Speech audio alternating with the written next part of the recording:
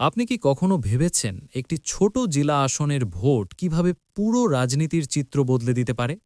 সুনামগঞ্জ ২-এ হাওড়ের ঢেউ উঠতেই পারে, কিন্তু এখন রাজনীতির ঢেউ সবচেয়ে বড়।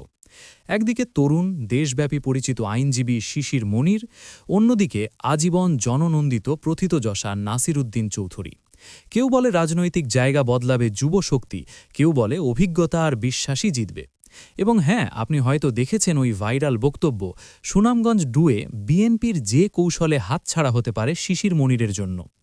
আজ আমরা সেই কৌশলগুলোকে ভাঙা গড়ার দৃষ্টিতে দেখব, সরলভাবে, দ্রুতভাবে এবং বাস্তবভিত্তিকভাবে।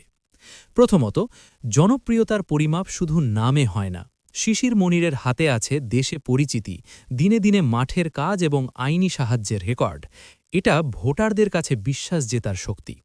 কিন্তু খাতায় কলমে জনগণের হৃদয় জেতা যায় না, জিততে হয় স্থানীয় আচার ব্যবহার ও সম্পর্ক দিয়ে।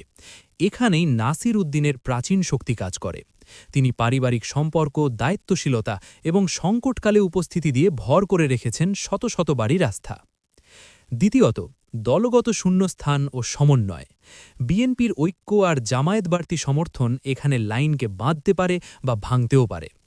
তৃতীয়ত, কৌশল। শিশির মনির যদি স্থানীয় আবেগ প্রদর্শন করে এবং নাসির পরিবারের প্রতি সম্মান বজায় রেখে কাজ করে, তখন স্যান্ডউইচ কৌশলে তিনি ভোট টানতে পারবেন। কিন্তু যদি ২০ দলীয় জোটের শেয়ার ও স্থানীয় নেতাদের ম্যানেজ না হয়, তাহলে ভোট ছিটকে যেতে পারে। এটাই মূল বার্তা। সুতরাং ফল কি হবে? ফল শেষ পর্যন্ত ভোটারই ঠিক করবেন।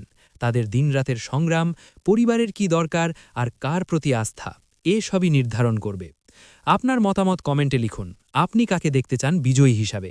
এবং হ্যাঁ, যদি আরও বিশ্লেষণ চান, সাবস্ক্রাইব করে আমাদের সাথে থাকুন। 9 প্রেস আপনাকে সহজ ভাষায় সরাসরি তথ্য দেবে।